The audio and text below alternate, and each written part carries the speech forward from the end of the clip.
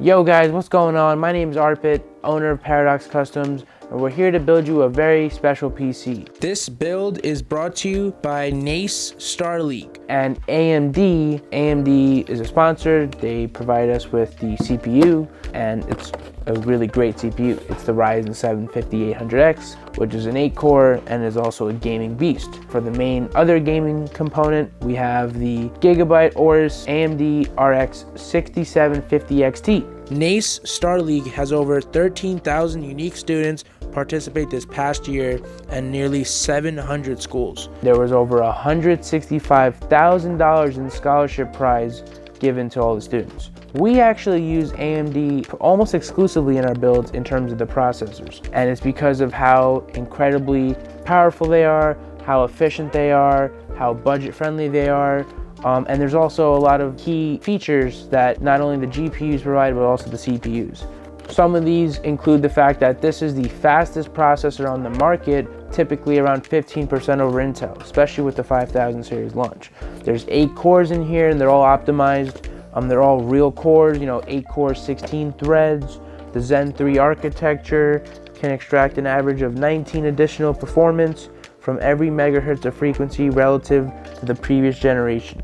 Now the RX graphics card, the 6750 XT, they also have a ton of architecture that allows them to succeed. AMD RDNA 2 architecture is engineered to deliver incredible 1440p gaming experiences. It's time to get to work. Let's get started and have some fun. All right, so let's talk about the tools that you need to build a PC.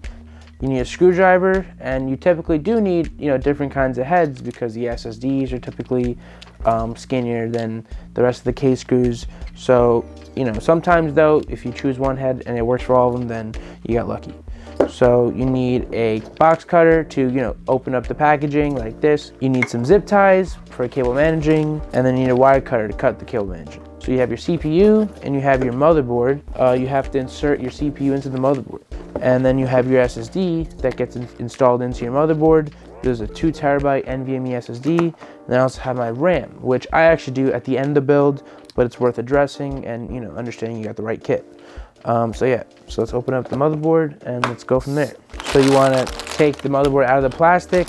So this is your motherboard. This is like the sort of main compartment of a PC because everything plugs into here to talk to one another and function. So you have your socket in the middle, you have your SSD drives, looks like we have 2 of them, and then you have 4 RAM slots right here. We're using 2 sticks, and when you use 2 sticks, it's highly recommended you use slots 2 and 4. You have a ton of other ports that are needed for the build to work, and also a ton of the ports are unused. So it's important to know what is used and not. So let's go ahead and put the CPU into the motherboard and get started with that step. Open up our CPU. When you have a CPU like the 5800X, it's such a high-end CPU that it does not come with the stock cooler. You must use additional cooling. So here's our CPU. This is the Ryzen 7 5800X, and it is a beast. So here's our socket. If we want to insert the CPU, which I have now taken out of the clamshell, we must undo this latch right here. There's a gold triangle at the bottom of the CPU. So here's our gold triangle right there. You have to now locate the triangle on your socket, which in this case, it is over here in the top left. So once you can jot that both triangles align, you can slowly insert the CPU into the socket. Now, just, don't use too much force and let it rest inside the port. And it doesn't look like it's moving anywhere. It looks totally safe. And now I'm going to push the tab down and let it lock in. So just like that, our CPU is now secure and is waiting additional steps to install the cooler. So let's install our SSD. We got to take off our heatsink, which is very convenient. So this way our SSD does not overheat and is able to maintain its read and write speeds. Every motherboard has a different installation process for the SSD, so it only goes in one way. As you can see, ports on this side align with the ports on the SSD, and it also lines up right here, just like that. So there's only one way to do it. It goes in, and then you want to use a little force to let it click in. So now it clicks. Then you want to rest it down on the riser, so you know it doesn't bend or anything. And then you just push this tab towards the SSD, just like that. So now it's completely locked in and no tools are necessary. And this is the thermal pad that goes over the SSD. Just peel off the plastic. So this also only goes in one way. So they should both be in. Let's go ahead and give it a try. And we're all good. One thing to note is this motherboard has some clear plastic. So we got one right here. That is very satisfactory. We got another one right here. Very nice. So step 1 and 2 are done. It's always important to clean your table as you're working and making progress towards that. Next step, let's install our liquid cooler over the CPU. The liquid cooler, one thing to note is we will be removing the existing thermal paste on the liquid cooler and using our own. It's good practice and it typically results in some better thermals. The liquid cooler is typically one of the hardest installations to do in a PC with how complex they are, how many different brackets and mounting systems there are because of the different chipsets.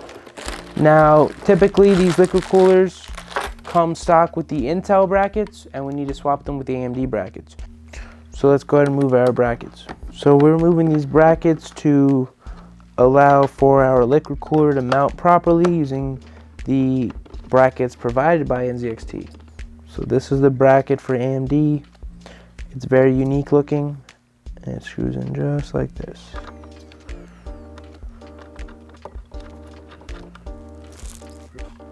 Take this bracket off. We have some tissue papers with alcohol.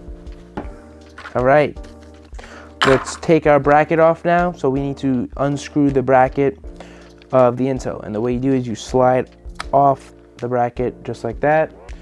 You put it away, you locate your AMD style bracket, and you must now install it. Now, it's important to note, you need to install it with the orientation becoming symmetrical.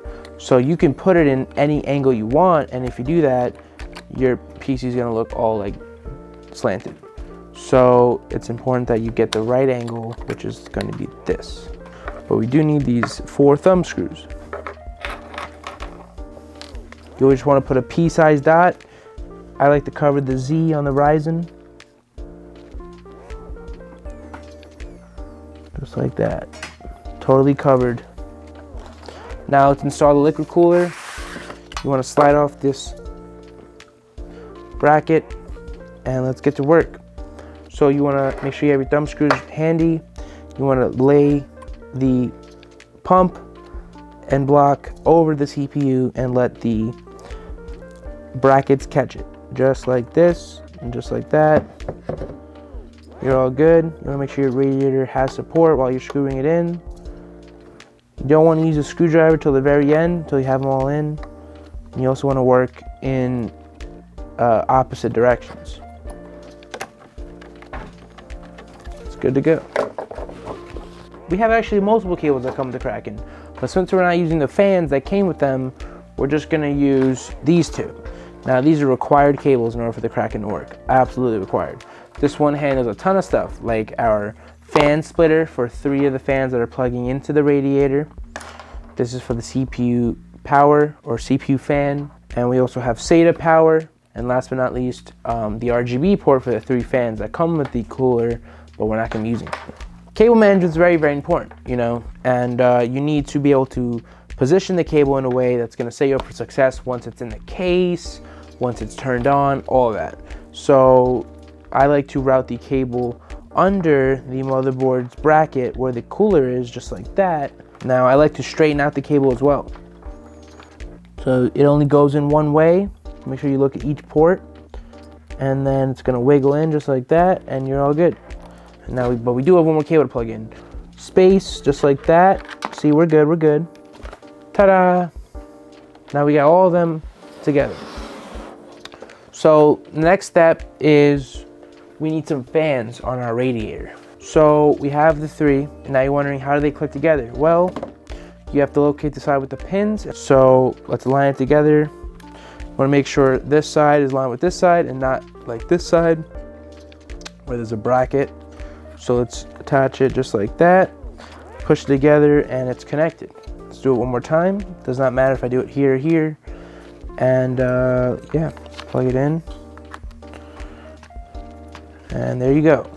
Now we need this controller, this connector to plug into just once for the 3.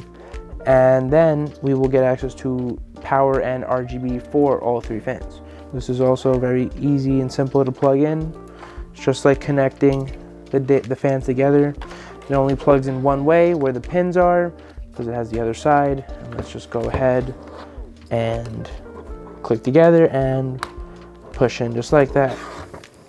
Now we want the fans to be positioned this way because we're mounting the radiator on the top. And if we're mounting the radiator on the top, I want air to push down from the top and exhaust out the side. Now, a benefit of this is the VRMs on this motherboard can get actively cooled, which is nice. And I think that it looks better since the bottom and the top are symmetrical.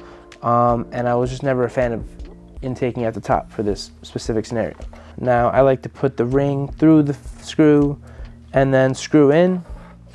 It's important to pick different corners and be strategic with it and basically line up the fans on the radiator and then just get to work.